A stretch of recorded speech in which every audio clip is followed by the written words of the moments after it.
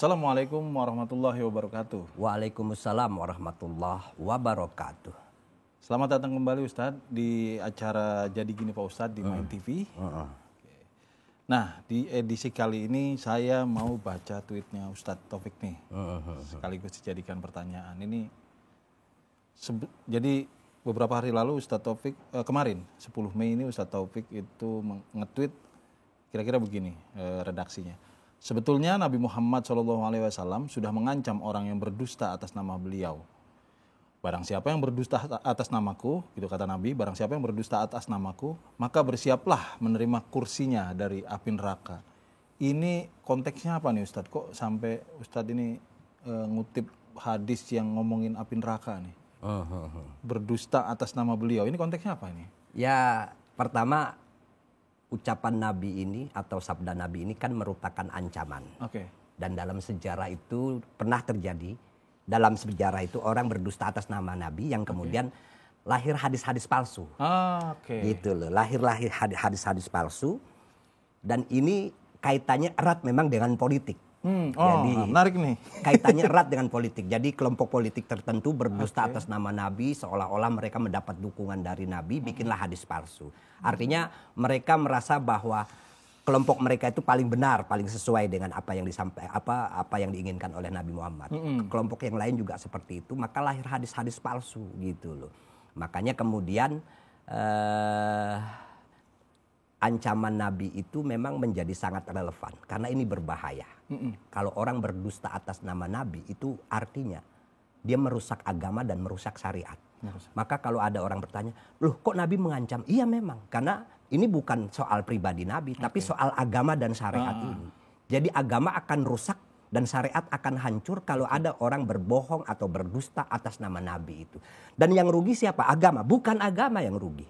Yang rugi bukan syariat, tapi masyarakat. Yang menjadi korban kebohongan atau kedustaan orang yang melakukan dusta atas nama Nabi gitu. Nah, kira-kira contohnya apa tuh Ustadz? Pada saat itu sampai orang itu ada kejadian apa dan hadis seperti apa yang kemudian hadis palsu yang kemudian diajukan orang-orang itu untuk mendukung posisi politiknya pada saat itu apa kira-kira ada? Ya dulu kan setelah abad kedua Hijriah lah ya, itu ada perbedaan kelompok di kalangan sahabat. Ada kelompok A, kelompok B yang bahkan kemudian menyebabkan mimbar-mimbar keagamaan itu dipengaruhi oleh konflik di antara mereka. Nah itu yang kemudian ingin ditengahi, ingin dihentikan oleh Khalifah Umar bin Abdul Aziz. Jadi kalau kita baca sejarah, Khalifah Umar bin Abdul Aziz itu ingin mimbar-mimbar Jumat, khutbah-khutbah Jumat itu tidak ada kampanye politik, tidak ada ngomong tentang dukung-mendukung antar satu kelompok dengan kelompok yang lain. Maka beliau menyisipkan setiap khutbah itu ayat yang bunyinya innallaha ya'muru bil adli wal ihsan wa ita'idil qurba wa yanha 'anil fahsya'i wal munkari wal baghi ya'idukum la'allakum tazakkarun. Sesungguhnya Allah itu memerintahkan kalian itu untuk bersikap, bertindak dan berpikir adil. Berbuat baik kepada kerabat, kemudian Allah melarang kalian mengatakan atau mengucapkan kata-kata kotor, kata-kata keji dan kata-kata provokatif. Nah ini menarik. Al-Baghyu dalam ayat itu oleh beberapa kitab tafsir itu diartikan kalimat-kalimat yang kalau disampaikan pendengarnya itu jadi panas, jadi terprovokasi gitu loh. Nah ayat itu sampai sekarang kan setiap khutbah Jumat kita dengar. Gitu kan, ya'idukum la'allakum tadzakkarun. Allah mengingatkan kalian, menasehati kalian agar kalian menjadi orang yang beradab. Jadi kalau orang menggunakan mimbar-mimbar keagamaan untuk kampanye politik, apalagi ada caci maki dan provokasi, itu dianggap orang yang tidak beradab. Iya, tidak beradab gitu. Jadi penting sekali ayat ini dipahami secara mendalam sehingga jangan sampai forum-forum keagamaan itu dipakai untuk kepentingan politik gitu loh. Pada episode-episode sebelumnya kita sempat beberapa kali membahas dan bahkan ada satu episode khusus tentang Masjid Diror. Yang kira-kira ceritanya itu masjid yang dipakai untuk gonjang-ganjing politik. Iya. Nah, Nah, kita kan waktu itu sempat ngobrol juga tentang harusnya bagaimana sih masjid itu diposisikan dalam Islam itu kan sebagai kalaupun ada perpecahan dalam masyarakat, Ustadz bilang masjid itu baiknya jadi tempatnya untuk mengobati perpecahan. Betul. Artinya gini ya Ustadz, kalau ngelihat tadi ada ayat tadi, ada yang sebelumnya dibahas, ada berbagai dalil yang sebelumnya dibahas oleh Ustadz. Artinya sebetulnya posisi masjid itu sangat dipagari ya dalam hal ini, dalam Islam itu ya. Filosofi masjid itu memang tempat mempersatukan orang. Dan mempersatukan orang itu bukan cuma fisiknya, tapi pikirannya. Nah, pikiran menyatu itu dengan apa? Dengan siraman rohani yang baik, nilai-nilai ketakwaan. Maka orang yang masuk ke dalam masjid itu adalah orang yang ingin mensucikan diri gitu loh. Bukan orang yang ingin mendengarkan kampanye politik yang begitu keluar kemudian jadi kacau lagi cara berpikirnya. Dan kalau seperti itu berarti masjid sudah kehilangan fungsinya. Kehilangan fungsinya gitu ya. Ya tentu kalau di Indonesia bukan cuma masjid, semua tempat ibadah harus dipakai untuk tempat menyatukan hati orang. Orang di luar tempat ibadah itu partainya beda. Kalau dalam konteks pilpres mungkin pilihan capres cawapresnya beda. Kelas ekonominya beda, kelas pendidikannya beda. Begitu di dalam masjid mereka bersatu. Caranya bicarakanlah nilai-nilai kebaikan, nilai-nilai ketakwaan, nasihat saling menyayangi, saling menghargai dan saling menghormati. Bukan malah dipecah belah dengan kampanye politik begitu loh. Nah, saya ingin menambahkan soal hadis-hadis palsu dulu yang pernah beredar. Itulah yang kemudian melahirkan satu disiplin ilmu namanya ilmu mustalahul hadis. Nah, ilmu ini lahir memang pada masa zaman Khalifah Umar bin Abdul Aziz. Ada seorang tokoh ulama yang kemudian ya dalam tanda kutip diperintahkan oleh Khalifah Umar bin Abdul Aziz itu untuk menyusun satu disiplin ilmu sehingga hadis-hadis yang palsu itu bisa disingkirkan. Nah, untuk selanjutnya lahirlah para muhadis seperti Imam Bukhari, Imam Muslim yang menyusun kitab-kitab hadis yang besar-besar itu gitu loh. Jadi sebetulnya pada saat itu sebelumnya di era-era itu sebetulnya nggak jauh dari zaman Nabi ya. Tabiin mungkin ya. Iya, tabiin.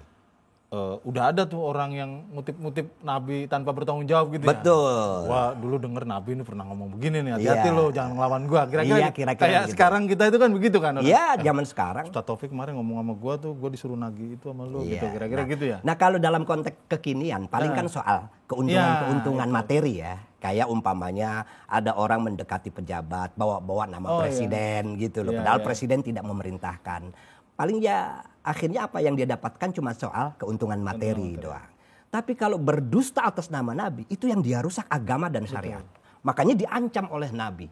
Ancamannya adalah neraka gitu loh. Karena bahaya sekali gitu loh. Nah, kalau tadi kan Ustadz bilang bahwa Nabi sampai mengancam gini bukan karena persoalan pribadi. Betul. Gitu ya. Apakah mungkin karena ini ya, ucapan Nabi itu kan sifatnya hadis dan salah satu sumber hukum agama. Kira-kira gitu ya? Iya. Oh gitu. Jadi makanya Ustadz ketika ngomong bahwa yang dirusak itu bukan nabinya, yang dirusak bukan kitanya, itu justru masyarakatnya. Karena sumber agamanya yang diacak-acak. Ya kan akhirnya menjadi korban kebohongan itu masyarakat. Jadi masyarakat akhirnya kehilangan pegangan, kehilangan panutan. Seperti di zaman sekarang ini kan agak miris kita loh. Orang kadang-kadang tidak bisa membedakan mana orang yang pantas dijadikan panutan dan mana orang yang tidak pantas dijadikan panutan. Patokannya apa Ustadz? Mana yang pantas dan tidak pantas dijadikan panutan? Sebetulnya patokannya itu ada di setiap diri manusia yang akalnya sehat. Common sense lah. Common sense itu dalam artian kamu senang nggak dihina? Enggak. Pasti marah. Jangan menghina orang. Kalau kamu tidak mau dihina, jangan pernah mendengarkan orang yang menghina orang lain. Termasuk penceramah nih. Penceramah kek, siapa kek. Iya. Kamu seneng nggak dicaci maki orang? Nggak seneng. Jangan pernah mendengarkan orang mencaci maki orang lain. Common sense banget gitu loh. Akal sehat banget. Semua orang itu udah paham sebetulnya. Udah paham. Iya. Tapi hawa nafsu mungkin ya. Hawa nafsu yang membuat orang kemudian tidak bisa hidup hatinya gitu loh. Nah, di sini Ustadz ini tweet tadi ini ada sambungannya nih. Ya. Jadi kalau sekarang ada orang-orang yang mengatasnamakan Nabi atas nama cinta atau keturunan, tapi perilakunya tidak sesuai dengan ajaran Nabi, maka wajib dilawan. Nah, ini kasus-kasus seperti apa kalau Ustadz bilang kalau sekarang ada orang yang mengatasnamakan Nabi baik dari faktor cinta atau keturunan gitu. Ada kasus-kasus semacam itu pada saat ini? Iya, ada orang mengaku cinta Nabi, ada bahkan mengaku keturunan Nabi kan. Tapi soal benar atau tidak saya tidak mau masuk itu. Walaupun beberapa waktu yang lalu ada penelitian tuh Kiai Imad yang menulis buku tentang nasab itu. Tapi saya tidak mau masuk soal itu. Kalau orang itu perilakunya tidak sesuai dengan apa yang diajarkan oleh Nabi, ya wajib dilawan. Dilawan dalam hal ini bukan berarti kita bentrok, enggak. Narasinya harus kita luruskan. Minimal kita tidak boleh tunduk sama orang-orang seperti itu. Karena kita apa? Ajarkan masyarakat bahwa patokan menjalankan ajaran Islam itu adalah pertama cinta kasih. Saling menghormati, saling menghargai. Kalaupun mau nasihat itu kan jelas di dalam Al-Quran itu, nasihat itu dengan kesabaran. Baik. Ya kan? Ya, karena yang namanya nasihat itu berharap baik. Bagaimana mungkin Anda berharap baik tapi dengan cara yang tidak baik. Nasihat itu artinya berharap baik gitu. Saya menasehati Bang Maki, maka saya berharap Bang Maki jadi orang baik. Termasuk saya juga yang minta nasihat. Iya. Gitu kan. Artinya kalau orang menasehati orang lain tapi dengan cara caci maki, menghina. Kadang-kadang orang akhirnya tadinya mau mendengarkan nasihat, begitu dicaci maki, dihina, apa yang diucapkan? Siapa eluh, kan begitu. Akhirnya siapa eluh gitu loh, menghina gue, mencaci maki gue, bodoh amat gitu loh. Nah, Ustadz, jangan-jangan ini malah lebih berat ya konsekuensinya. Orang-orang yang kemudian yang Ustadz bilang mengatasnamakan Nabi entah atas nama cinta atau atas nama nasab gitu ya, atas nama keturunan, itu jangan-jangan lebih berat konsekuensinya bagi mereka karena sampai bawa-bawa cantolan Nabi gitu. Iya, ya kalau kita sebagai orang beriman itu kita kan semuanya akan mempertanggungjawabkan di akhirat nanti. Bahkan kita akan bertemu Nabi, disitulah kita akan mempertanggungjawabkan gitu loh. Apa yang kita lakukan di dunia ini gitu loh. Tinggal orang itu kemudian bertanyalah, gue beriman apa enggak sih gitu loh. Kalau dia mengaku sebagai orang beriman, perdalam iman itu. Karena iman yang baik, iman yang benar itu akan mencegah kita dari perbuatan-perbuatan negatif. Apalagi sampai menyakiti orang lain, menghina orang lain dan lain sebagainya. Karena orang beriman itu kan percaya bahwa setelah kematian ada kehidupan yang disebut dengan darul jaza. Tempat di mana kita menerima balasan dari apa yang pernah kita lakukan di muka bumi ini. Kita di situ diadili, dihisab. Iya, ada hisab, di situ timbangan dan lain sebagainya. Gitu. Contoh sederhana lah kita dalam hidup ini. Bang Maki orang yang dihormati oleh masyarakat. Tahu-tahu ada orang yang bohong pakai nama Bang Maki untuk nipu masyarakat. Ya kan? Saya disuruh Bang Maki untuk menerima ini gitu loh. Ngomong pokoknya dia tuh bohong atas nama Bang Maki gitu. Terus Bang Maki tahu kira-kira marah gak terhadap orang yang bohong atas nama Bang Maki. Saya uber-uber. Lah iya. Nah kira-kira begitu di akhirat nanti kita kan semua akan berhadapan dengan Nabi Muhammad gitu. Iya. Jadi kira-kira kalau ada orang yang berdusta atas nama Nabi Muhammad, kira-kira malu gak bertemu dengan Nabi Muhammad? Tanggung jawabkan nanti depan mukanya langsung gitu ya. Gitu loh. Jadi ini penting penghayatan seperti ini supaya kita itu betul-betul mampu menjalankan ajaran Islam ini sesuai dengan apa yang diajarkan oleh Al-Quran dan Nabi besar Muhammad SAW. Oke, terima kasih banyak Ustadz atas jawaban-jawabannya untuk episode kali ini. Kita ketemu lagi di acara Jadi Gini Pak Ustadz di episode mendatang. Terima kasih. Assalamualaikum warahmatullahi wabarakatuh. Waalaikumsalam warahmatullahi wabarakatuh.